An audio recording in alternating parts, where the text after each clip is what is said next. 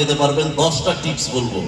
এখানে যতগুলো লোক বসে আছেন, এই আমলগুলো যদি আপনি না করে থাকেন, আমার এই 10টি টিপস আজকে শুনুন, আমল করুন, সহজে জান্নাত দিয়ে দিবে কে? এই কথা বলুন, সহজে জান্নাত দিয়ে দিবে কে? আল্লাহ। এবার জান্নাতে যাওয়ার 10টি টিপস, 10টি সহজ আমল আপনি শুনলে অবাক হয়ে যাবেন। আপনি একটু খেয়াল করুন এই 10টি আমলের দিকে, আপনার জীবনে সহজে আপনি জান্নাতে চলে যাবেন।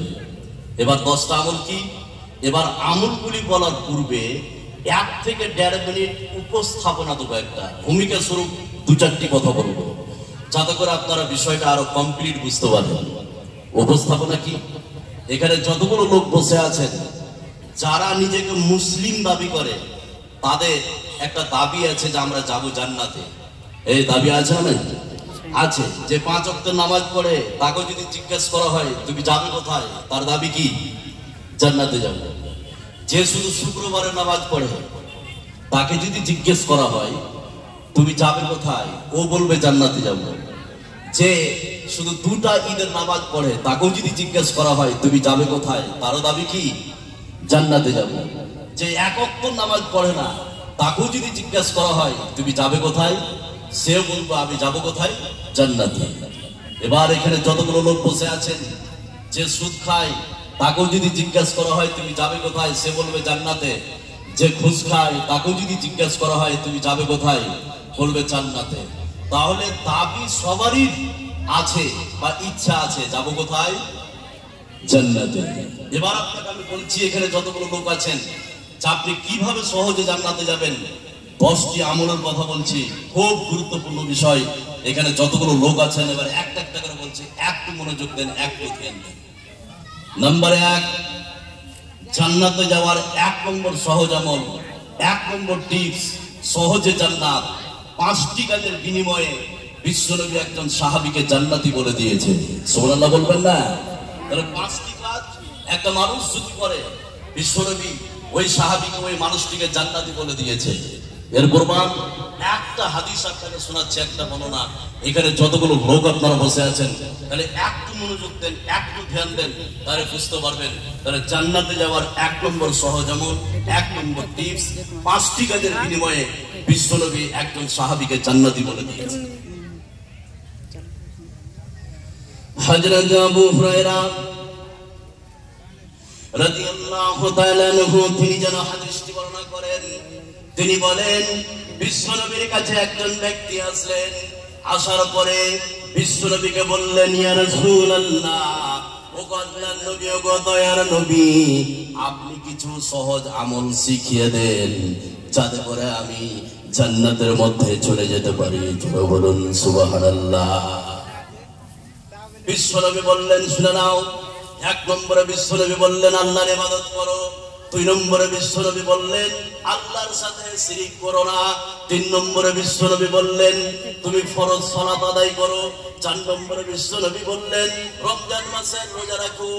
আর 5 নম্বরে বিশ্বনবী বললেন তুমি যাকাত দাও। এই 5টি কথা যখন ওই সাহাবী শুনলেন, ওই সাহাবী বিশ্বনবীকে বললেন, ইয়া রাসূলুল্লাহ, ও আল্লাহর নবী, ও দয়ার নবী, যেই 5টি কথা আপনি বললেন, এর থেকেও কমও করব না, এর থেকেও বেশি করব না।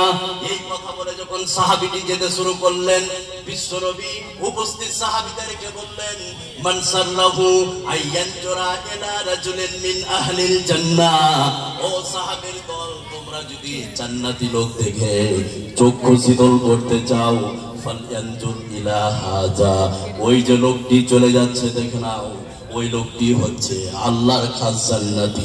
বলুন সুবহানাল্লাহ। তাহলে ওই সাহাবীকে 5টি কাজের বিনিময়ে বিশ্বনবী জান্নাতি বলেছে।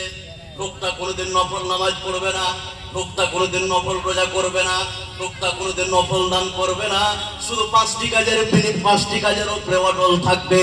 এই 5টি কাজ করার কারণে বিশ্বনবী ওই সাহাবীকে জান্নাতি বলে ঘোষণা করে দিয়েছেন। সুবহানাল্লাহ। এটা 1 নম্বর। নাম্বার 2, আপনাদের মাথায় এখন আপনারা বসুন, থাকে তাদের বসুন, আর আপনারা বসুন, একটু বসুন। নাম্বার 2, খুব ভালো করে শুনুন। জান্নাতে যাওয়ার 2 নম্বর সহজ আমল, 2 নম্বর টিপস, কত সহজ, আপনি শুনলে চোখ পেয়ে যাবেন এখানে যতগুলো লোক বসে আছে। সেটা কি? 2 নম্বর টিপস হচ্ছে যে ন্যায়পরায়ণ বিচারক যাবে জান্নাতে। ন্যায়পরায়ণ বিচারক যাবে কোথায়? জান্নাতে। সমাজে যারা বিচার করছে করে কি করে না? করে। তাহলে জান্নাতে যাওয়ার 2 নম্বর সহজ আমল, 2 নম্বর টিপস, ন্যায়পরায়ণ বিচারক যাবে কোথায়? জান্নাতে। এর প্রমাণ এবার একটা হাদিস আপনাকে শোনাচ্ছি, এখানে যতগুলো লোক আপনারা বসে আছেন তাহলে একটু মনে করতেন, একটু খেয়াল করুন। তাহলে জান্নাতে যাওয়ার 2 নম্বর সহজ আমল, 2 নম্বর টিপস, যে ন্যায়পরায়ণ বিচারক যাবে জান্নাতে। সুবহানাল্লাহ। এবার হাদিসটা বলছি, একটু মনে করতেন, একটু খেয়াল। হযরত আব্দুল্লাহ ইবনে বুরাইদা রাদিয়াল্লাহু তাআলা আনহু তিনি যেন হাদিসটি বর্ণনা করেন। তিনি বলেন, বিশ্বনবী বলেছেন, এই বিশ্বে পৃথিবীতে 3 ধরনের বিচারক আছে। এই 3 ধরনের বিচারকের মধ্যে এক ধরনের বিচারক আল্লাহর জান্নাতে চলে যাবে, আর 2 ধরনের বিচারক আল্লাহর জাহান্নামের মধ্যে চলে যাবে। এক ধরনের বিচারক আল্লাহর জান্নাতের মধ্যে যাবে।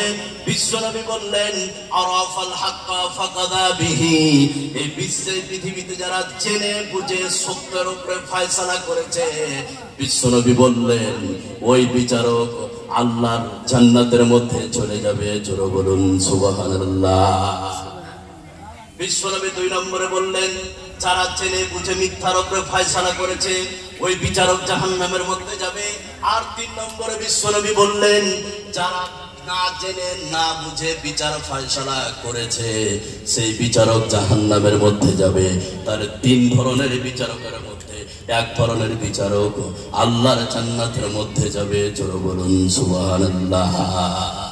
3 ধরনের বিচারক, এক যারা জেনে বুঝে সত্যের উপর ফয়সালা করেছে যাবে জান্নাতে, আর 2 নম্বরে যারা জেনে বুঝে মিথ্যার উপর ফয়সালা করেছে ও যাবে জাহান্নামে। যারা না জেনে না বুঝে বিচার ফয়সালা করেছে তারা যাবে জাহান্নামে। এবার এখানে যতগুলো লোক বসে আছে, কত বিচারক আপনি নেবেন যারা মিথ্যার উপর ফয়সালা করেছে? হারাম করা আছে না নাই? এই কথা বলে না, আছে না নাই? আর যতগুলো লোক বিচার করে একটাও আলেম নয়, সব 60% বলে এমএলএ আর এমপি আর প্রধান সাহেব আর অমুক সাহেব এক ওয়াক্ত নামাজ পড়ে না, আর একটাও সূরা বলতে পারবে না। কোনো আলেম নেই কোনো বিচারে। চুরির বিচার হোক, জেনার বিচার হোক, আপনার পারিবারিক সমস্যার বিচার হোক, সমস্ত বিচার এই 60% লোক এক ওয়াক্ত নামাজ পড়ে না, তারাই বিচার করে। আছে না নাই? এই কথা বলে না, আছে না নাই? এবার আপনাকে আমি বলছি, আপনি এই বিচার করে বেড়েছেন লোকে। এবার আপনি একটু খালি খেয়াল করুন, শুনলে আপনি চোখ পেয়ে যাবেন যতগুলো লোক আছেন। সেটা কি? অনেক বিচারক আছে। সেটা কিরকম?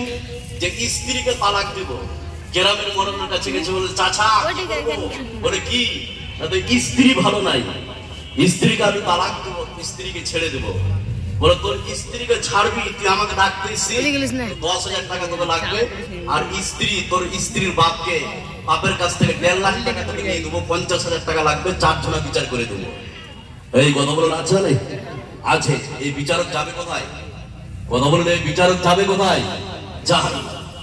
নাম্বার 3, খুব খেয়াল করুন, জান্নাতে যাওয়া 3 নম্বর সহজ আমল, 3 নম্বর টিপস। কত সহজ? এখানে একটা অ্যাডিশনাল কথা বলবো, যতগুলো লোক আপনারা বসে আছে। অ্যাডিশনাল কথা কি? কার কার মেয়ে সন্তান আছে? 2টো হোক, 3টে, 4টা, 5টা কন্যা সন্তান কার কার আছে? একটু হাত উঠান তো। মেয়ে সন্তান, মাশাআল্লাহ। বিশ্বনবী বলছেন তুমি বগল বাজাও। বিশ্বনবী 2 কন্যা 3 কন্যার পিতা মাতাকে জান্নাতি বলে দিয়েছে। সুবহানাল্লাহ বলবেন না? তাহলে জান্নাতে যাওয়া 3 নম্বর সহজ আমল, 3 নম্বর টিপস। এর প্রমাণ এবার একটু আপনি খেয়াল করুন, তাহলে বুঝতে পারবেন জান্নাতে যাওয়ার 3 নম্বর সহজ আমল, 3 নম্বর টিপস। একটু মনোযোগ। হযরত জাবির রাদিয়াল্লাহু তাআলা আনহু তিনি যেন হাদিসটি বর্ণনা করেন। তিনি বলেন, বিশ্বনবী বলেন, এই বিশ্বে পৃথিবীতে কোন ব্যক্তির যদি 3টা পুত্র কন্যা সন্তান হয়, আর ওই 3টা পুত্র কন্যা সন্তানকে যদি স্নেহ করে, আদর করে, দিন শিখায়, ইসলামী তরবিয়ত দিতে পারে, বিশ্বনবী বললেন ওয়াজাবাত লাহুল জান্নাতুল বাত্তাতা, ওই 3 কন্যার পিতামাতার জন্য আল্লাহ রাব্বুল আলামিন জান্নাতকে ওয়াজিব করে দিয়েছেন। জোরে বলুন সুবহানাল্লাহ। একজন সাহাবী বিশ্বনবীকে বললেন, হে রাসূলুল্লাহ, কোন ব্যক্তির যদি 2টা পুত্র কন্যা সন্তান হয় তার ব্যাপারে আপনি ডিসিশন কি দিবেন? বিশ্বনবী বললেন, শুনে নাও, এই পৃথিবীতে কোন মানুষের যদি 2টা পুত্র কন্যা সন্তান হয় আর ওই 2টা পুত্র কন্যা সন্তানকে যদি স্নেহ করে, আদর করে, ওই 2 কন্যার পিতামাতার জন্য আল্লাহ জান্নাতকে ওয়াজিব করে দিয়েছেন। সুবহানাল্লাহ। তাহলে জান্নাতে যাওয়ার 3 নম্বর সহজ আমল যাদের কন্যা সন্তান আছে। কিন্তু বর্তমান সমাজে যতগুলো লোক এখানে বসে আছে, বর্তমান সমাজে কারো যদি 3টে 4টা 5টা কন্যা সন্তান হয়, ওই বাপকার সোজা হয়ে দাঁড়াইতে হবে। আছে না ভাই? এই কথা বলে না।